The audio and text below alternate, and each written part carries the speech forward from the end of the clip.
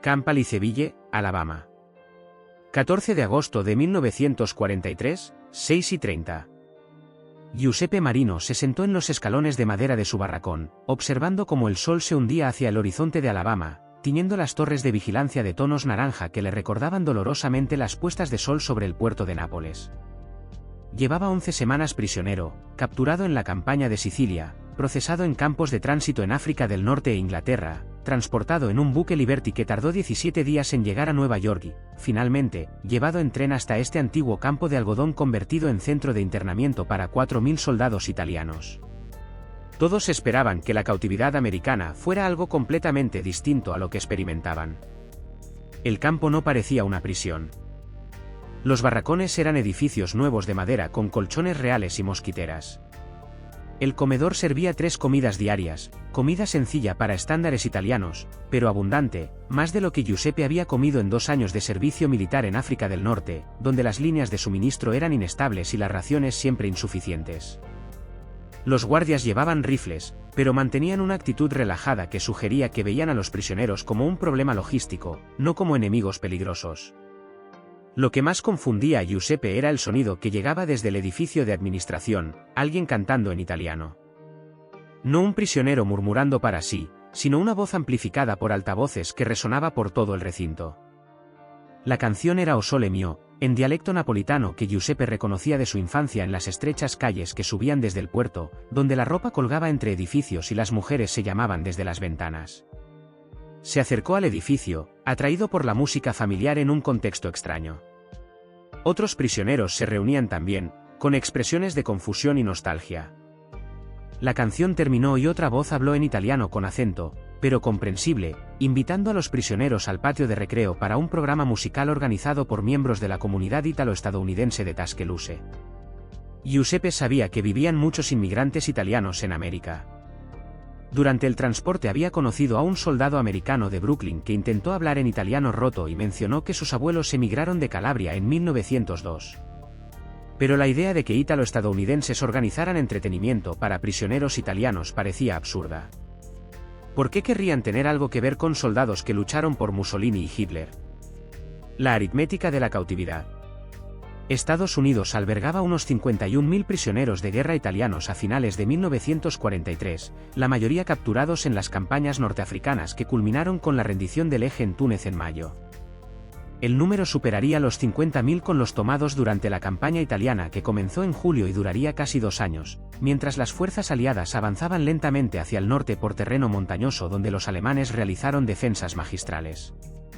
Camp Aliceville, en el rural Alabama, a unos 65 km al suroeste de Tuscaloosa, era uno de los mayores centros construidos específicamente para prisioneros italianos. Ocupaba 240 hectáreas de antigua tierra agrícola, con 4 compuestos que podían albergar a 6.000 hombres, y empleaba personal militar estadounidense seleccionado por tareas relativamente cómodas comparadas con el combate o el entrenamiento para despliegue.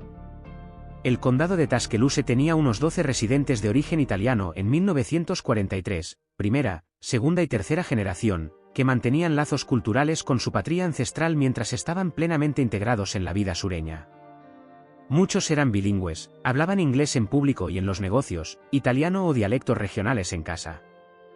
Seguían las noticias de Italia con intenso interés y emociones complejas, apoyaban el esfuerzo bélico americano mientras lloraban el país que sus familias abandonaron décadas atrás. Los primeros contactos. El comandante del campo, coronel William Bradford, había servido en Italia durante la Primera Guerra Mundial y hablaba italiano funcional aprendido en 8 meses en el norte italiano en 1918. Reconoció rápidamente que los prisioneros italianos bajo su mando no eran fascistas ideológicamente comprometidos, sino conscriptos que sirvieron porque la ley italiana exigía el servicio militar y negarse significaba prisión o peor. La mayoría eran campesinos y obreros del sur de Italia que se preocupaban más por la supervivencia que por la política, que se rindieron voluntariamente cuando seguir luchando era inútil y que se sintieron visiblemente aliviados al convertirse en prisioneros americanos en lugar de bajas. Bradford entendía que manejar a 4.000 hombres sin nada que hacer salvo estar en barracones generaría problemas de disciplina y baja moral que complicarían su trabajo. La solución era mantenerlos ocupados con programas de trabajo, actividades recreativas y conexiones comunitarias que dieran propósito más allá de esperar el fin de la guerra y la repatriación. Aprobó visitas de líderes religiosos locales que querían celebrar misas católicas en italiano para prisioneros con acceso limitado a prácticas religiosas durante el servicio militar. Las misas atraían a cientos de prisioneros que valoraban la conexión con rituales familiares y la oportunidad de oír italiano hablado por alguien más que compañeros cautivos.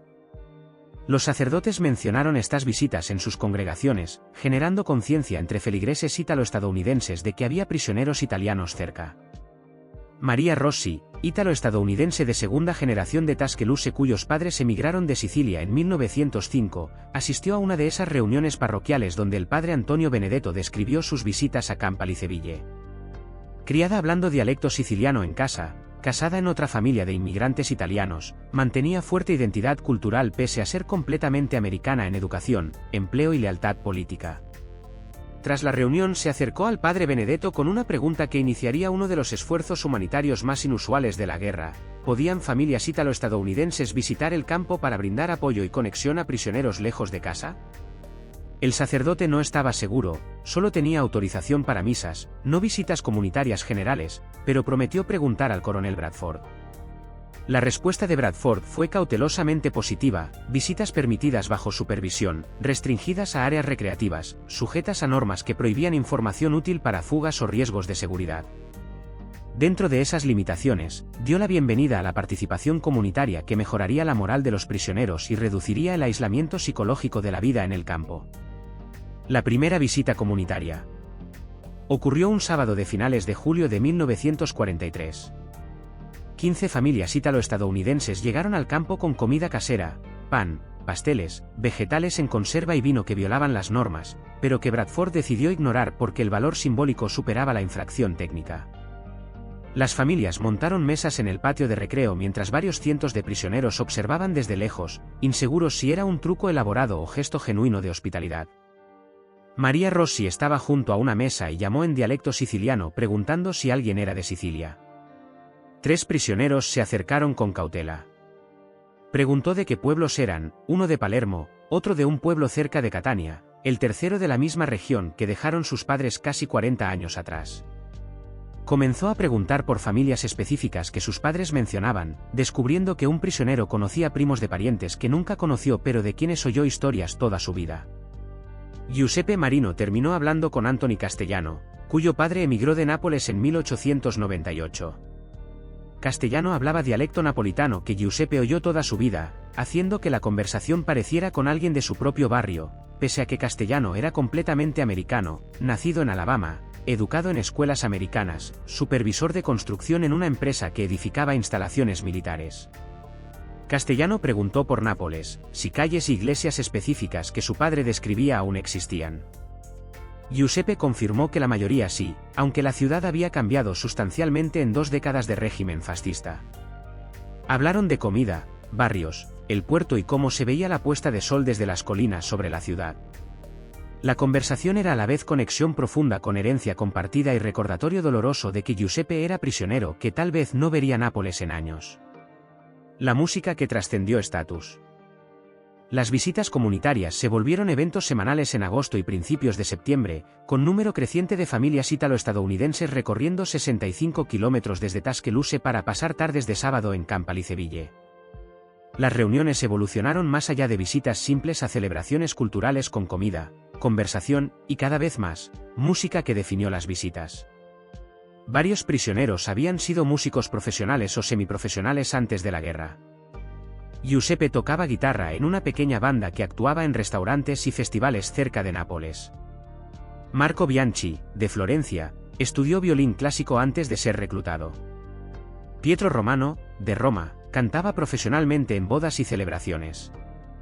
La presencia de músicos talentosos creó oportunidades para actuaciones con valor de entretenimiento, pero también significado más profundo como expresiones de identidad cultural que trascendían las circunstancias y unían a todos. Los visitantes ítalo-estadounidenses lo reconocieron de inmediato. Varios trajeron instrumentos, guitarras, mandolinas, acordeones, comunes en hogares de inmigrantes italianos y mantenidos con cuidado durante décadas como conexión con tradiciones musicales que definían la vida cultural italiana. Los instrumentos fueron ofrecidos a prisioneros que los tomaron con emoción visible, sosteniendo formas familiares que representaban hogar de forma más poderosa que cualquier conversación.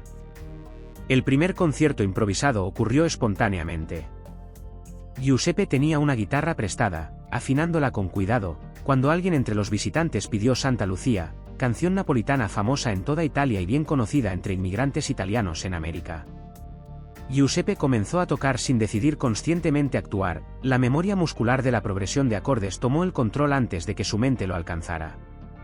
Cantó el primer verso solo, su voz resonando por el patio de recreo donde se reunieron varios cientos de prisioneros y unos 50 visitantes americanos. Luego se unieron voces, prisioneros que conocían la canción desde la infancia, visitantes ítalo-estadounidenses que la aprendieron de padres y abuelos, incluso algunos guardias americanos que captaron la melodía por exposición repetida en visitas comunitarias. El coro combinado creó un momento de unidad cultural que trascendía toda categoría que supuestamente separaba a las personas reunidas en el patio. Giuseppe terminó la canción con aplausos y pedidos inmediatos de más. Tocó O Sole Mio, Torna a Sorrento, Funiculi Funicula, repertorio de música popular napolitana que se extendió globalmente dondequiera que se asentaran inmigrantes italianos. Otros músicos se unieron, creando ensemble que improvisaba armonías y arreglos basados en conocimiento compartido de tradiciones musicales que todos entendían instintivamente. El coronel Bradford observaba desde la ventana de su oficina, reconociendo que ocurría algo significativo más allá de simple entretenimiento. La música creaba comunidad que disolvía la frontera entre captores y cautivos, creando identidad compartida basada en herencia cultural más poderosa que circunstancias políticas. La transformación era visible en lenguaje corporal y expresiones, prisioneros que normalmente mantenían actitud reservada sonreían, reían, plenamente involucrados de formas que semanas de programación recreativa no lograron. El concierto que lo cambió todo. El éxito de actuaciones musicales informales llevó a planificación más ambiciosa. María Rossi y otros miembros de la comunidad ítalo-estadounidense propusieron al coronel Bradford organizar concierto formal con músicos prisioneros actuando para audiencia mixta de prisioneros, personal militar americano y civiles invitados. La propuesta incluía invitar familias ítalo-estadounidenses adicionales de toda la región, atrayendo potencialmente a varios cientos de personas a lo que sería esencialmente una celebración cultural en un campo de POW. Bradford reconoció de inmediato que crearía complicaciones administrativas y posible crítica de quienes objetaran tratar a prisioneros enemigos como invitados de honor. Pero también entendió que serviría a múltiples propósitos: demostrar a prisioneros que América valoraba expresión cultural, mostrar a la comunidad ítalo-estadounidense que su herencia era respetada y crear moral positiva entre prisioneros y personal americano que se beneficiaría de entretenimiento que rompiera la monotonía del campo. Aprobó el concierto con condiciones que mantuvieran protocolos de seguridad y enfatizaran que era intercambio cultural, no declaración política. La fecha se fijó para el sábado 14 de agosto de 1943 por la noche.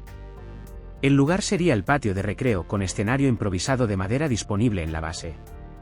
Asistencia limitada a visitantes aprobados con verificación de antecedentes, con personal militar proporcionando presencia de seguridad deliberadamente discreta.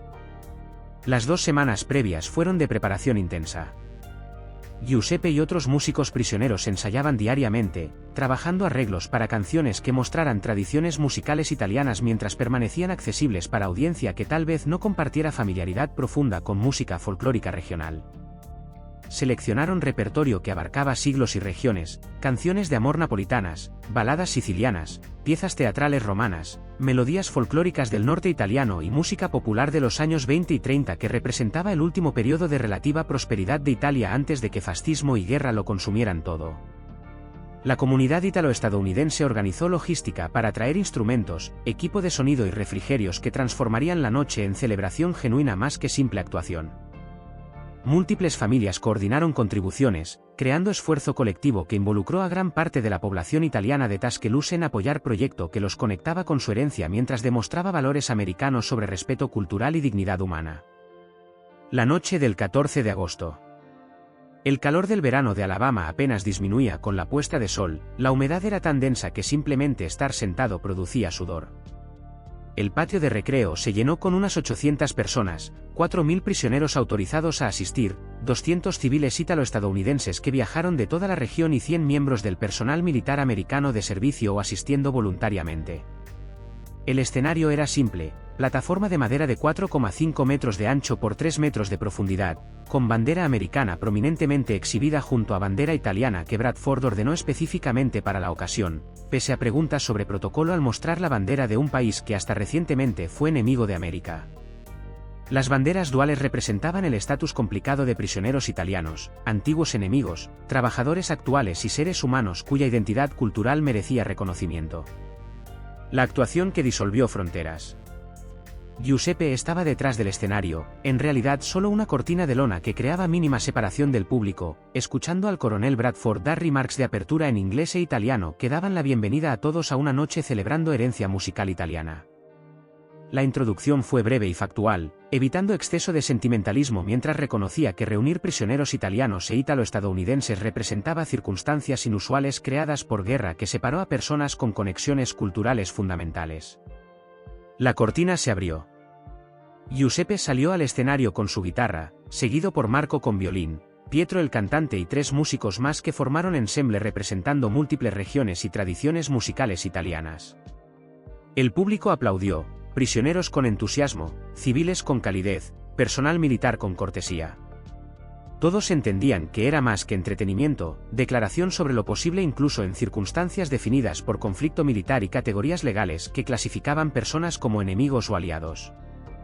La primera canción fue Tarantella Napoletana, elegida deliberadamente como celebración Abbott que establecería tono alegre en lugar de melancolía que habría sido igualmente justificada dado que todos presentes estaban afectados por disrupciones de la guerra.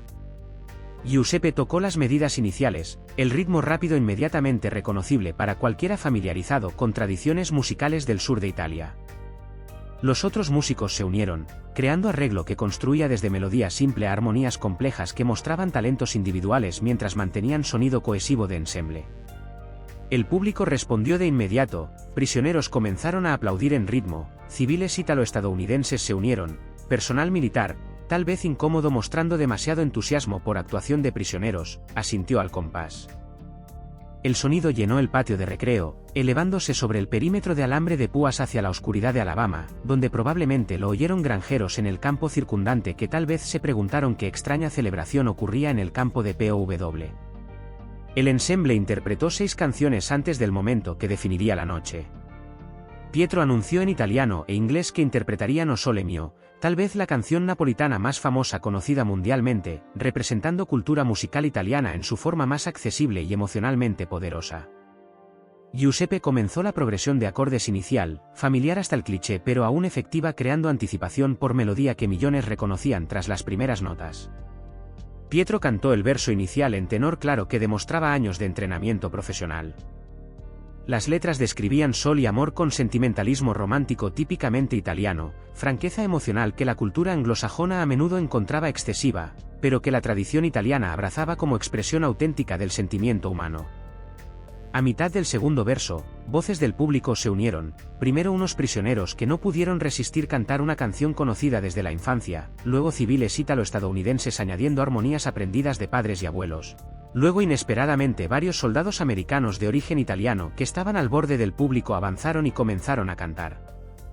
Sus voces resonaron por el patio transformando la actuación de presentación escénica a celebración colectiva. Giuseppe siguió tocando, ajustando acompañamiento para apoyar el coro ampliado que ahora incluía docenas de voces mezclándose en armonías improvisadas que nadie planeó pero todos entendían intuitivamente. El violín de Marco tejía líneas melódicas sobre las voces, los otros instrumentistas proporcionaban base rítmica y Pietro guiaba al ensemble por los versos restantes mientras lágrimas visibles en su rostro reflejaban emoción compartida por muchos en el patio. La canción concluyó con aplausos que duraron más de 1 minuto, con prisioneros y civiles de pie, personal militar uniéndose y coronel Bradford observando desde el lado con expresión que sugería reconocía la significancia del momento que trascendía categorías de prisionero y guardia, enemigo y aliado, italiano y americano. Las conversaciones que continuaron tras la música. El concierto siguió otra hora con actuaciones adicionales que iban desde canciones religiosas solemnes a piezas teatrales cómicas que no necesitaban traducción para comunicar humor. Pero el momento definitorio ya había ocurrido durante O Sole Mio, cuando la frontera entre intérprete y audiencia se disolvió en expresión cultural compartida que demostraba verdades sobre conexión humana que la guerra intentó negar pero no pudo destruir completamente. Tras la canción final, el coronel Bradford invitó a prisioneros y visitantes civiles a mezclarse informalmente mientras se servían refrigerios. La violación deliberada de protocolos típicos de separación creó oportunidad para conversaciones extendidas que iban más allá de breves intercambios posibles en visitas diurnas. Prisioneros e ítalo-estadounidenses hablaron durante horas, descubriendo conexiones con pueblos y regiones específicas, compartiendo información sobre familiares que tal vez aún estaban en Italia, discutiendo cómo la guerra afectó comunidades a ambos lados del Atlántico. Giuseppe tuvo conversación extendida con Anthony Castellano y Maria Rossi describiendo la vida en Nápoles antes y durante la guerra, respondiendo preguntas sobre si barrios específicos aún existían y qué pasó con comunidades que ambos visitantes oyeron en historias familiares pero nunca visitaron personalmente. La conversación era a la vez tour de herencia compartida y documentación de cuánto cambió durante décadas que separaron la partida de inmigrantes ítalo-estadounidenses de la realidad contemporánea en Italia bajo fascismo y guerra. María preguntó a Giuseppe qué planeaba hacer tras el fin de la guerra y su repatriación. Giuseppe admitió no saberlo. Nápoles fue gravemente dañada por bombardeos aliados, el pequeño restaurante de su familia cerró desde 1941 y no tenía idea clara de qué oportunidades existirían en la Italia de posguerra. María sugirió quedamente que tal vez considerara volver a América tras la repatriación, no como prisionero, sino como inmigrante buscando oportunidades que Italia tal vez no pudiera ofrecer tras años de devastación. La sugerencia parecía imposible. Giuseppe era prisionero de guerra, combatiente enemigo, alguien que luchó contra el país que ahora lo retenía. La idea de inmigrar a América parecía fantasía divorciada de evaluación realista de relaciones internacionales y política migratoria. Pero María hablaba en serio, muchos prisioneros italianos se quedarían en América tras la guerra, predijo. La conexión entre comunidades ítalo-estadounidenses y prisioneros italianos creaba relaciones que persistirían más allá del conflicto militar y clasificaciones legales.